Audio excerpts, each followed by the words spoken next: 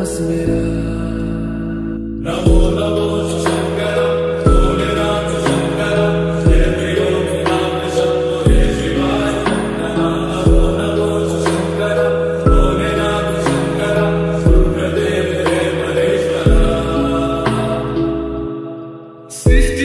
আজ হলো শ্রাবণ মাসের চতুর্থ সোমবার, মানে শেষের সোমবার।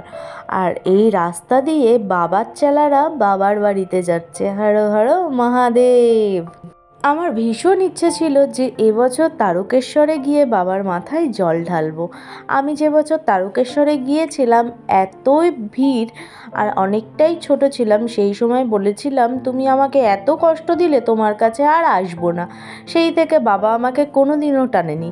এবছর ইচ্ছে ছিল যে তারকেশ্বরে গিয়ে শ্রাবণ মাসের যে কোনো একটা দিন বাবার মাথায় জল ঢালবো, কিন্তু ওই যে ছোট্টবেলা যে কথাটা বলে এসেছিলাম তার জন্য বাবা বুঝি রাগ করে আমাকে আর টানেননি তার কাছে। বাবার অপর নাম আশুতোষ। আশু অর্থাৎ অল্প, তোষ সন্তুষ্ট। বাবা কিন্তু অল্পতেই সন্তুষ্ট হয়। বাবার যেমন নাম আশুতোষ, তিনি অল্পে সন্তুষ্ট হয়, তেমনি ভক্ত রাগ করে কোনো কিছু বললে বাবা সেটাকে ধরে বসে থাকেন না, তাই নয় কি? আজ তোমাদের তারকেশ্বরে বাবা তারকনাথ মন্দিরের কিছু গল্প শেয়ার করি। তারকেশ্বরের বাবা তারকনাথ মন্দিরের প্রতিষ্ঠাতা উত্তরপ্রদেশের বাসিন্দা বিষ্ণু দাস নামে এক শিব ভক্ত। উত্তরপ্রদেশ থেকে এসে তিনি বসবাস শুরু করেন হুগলি জেলায়। 1729 সালে মন্দির সংস্করণ করেন মল্ল রাজারা। লোকমুখে শোনা যায় বহুকাল আগে বিষ্ণুদাসের ভাই দেখেছিল স্থানীয় একটি জঙ্গলে একটি কালো পাথরের ওপর গরুরা নিয়মিত দুধ দান করে আসে। এই অদ্ভুত দৃশ্যটি দেখবার পর তিনি তার দাদা বিষ্ণুদাসকে জানান পুরো ব্যাপারটি। এরপর স্বপ্নাদেশে পান বিষ্ণুদাস। তারপর থেকেই শুরু হয় পাথরটিকে শিব জ্ঞানে পুজো করা। শিবের তারকনাথ নাম অনুসারে এই মন্দিরের নাম হয় তারকেশ্বর শিব মন্দির। বেশ অনেকবারই এই শিব মন্দির মেরামত এবং পুনর্নির্মাণও করা হয়। 1729 সালে মন্দিরটিকে মল্ল রাজারা নতুন করে সংস্করণ করেন। শ্রাবণ মাসে বাবার মাথায় জল ঢালতে হাজির হন হাজার হাজার মানুষ। পায়ে হেঁটে, কাঁধে বাঁক নিয়ে মাইলের পর মাইল হেঁটে উপস্থিত হন ভক্তেরা। হুগলির বৈদ্যপাটির নিমাই তীর্থ ঘাট থেকেই বেশিরভাগ মানুষ কাঁধে জল নিয়ে রওনা হন বাবা তারকনাথের মাথায় জল ঢালবার জন্য। শ্রাবণ মাস ছাড়াও সারা বছরই হাজার হাজার মানুষের আনাগোনা লেগেই থাকে তারকেশ্বর শিব মন্দিরে। বাবার মূল মন্দিরের বাঁদিকে রয়েছে একটি পুকুর, সকলে দুধ পুকুর বলে চেনেন। এই দুধ পুকুর নিয়েও প্রচলিত রয়েছে নানান লোককথা এবং বিশ্বাস। এখানেও হাজার হাজার মহিলা সন্তান কামনা বা সন্তানের মঙ্গল কামনার জন্য তারকেশ্বর মন্দিরে ছুটে আসেন।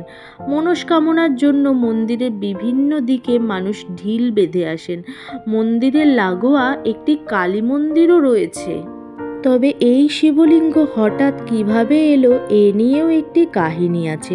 ধরিত্রী মাতার গর্ভে থাকাকালীন শিশু ভোলানাথের ইচ্ছে হয়েছিল পৃথিবীর স্বরূপ দর্শন করার। তিনি ধরিত্রীর গর্ভ থেকে উঁকি দিয়েছিলেন। তখন তিনি দেখেছিলেন দুঃখে কষ্টে জর্জরিত বিশ্ববাসীকে। এতে তিনি শোকে পাথর হয়ে গেলেন। সেই সময় থেকেই তারকেশ্বরে বাবা তারকনাথ পাথর রূপে অবস্থান করেন বিশ্ববাসীর কাছে।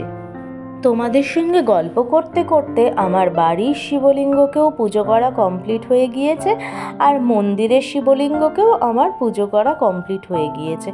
মন্দিরে এসে পঞ্চামৃত দিয়ে বাবাকে স্নান করিয়ে সুন্দর মতো আমি পুজো দিয়েছি। এইবারে আমার মন ভরে গিয়েছে। আমার ইচ্ছে ছিল যে তারকেশ্বরে গিয়ে আমি পুজো দেব, কিন্তু বাবা না চাইলে তো কোনো জিনিস সম্ভব নয়।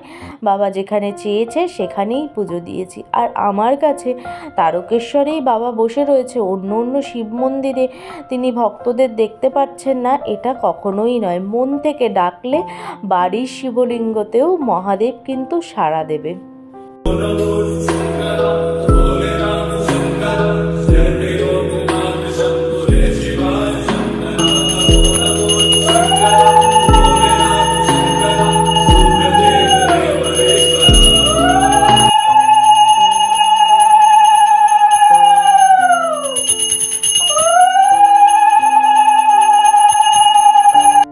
চতুর্থ সোমবারের পুজো করা কমপ্লিট হয়ে গিয়েছে। আর তোমাদের সঙ্গে একটা জিনিস শেয়ার করি, এই যে দুটো শিবলিঙ্গ দেখতে পাচ্ছ, এটা কিন্তু সম্পূর্ণ নারকেল দিয়ে তৈরি।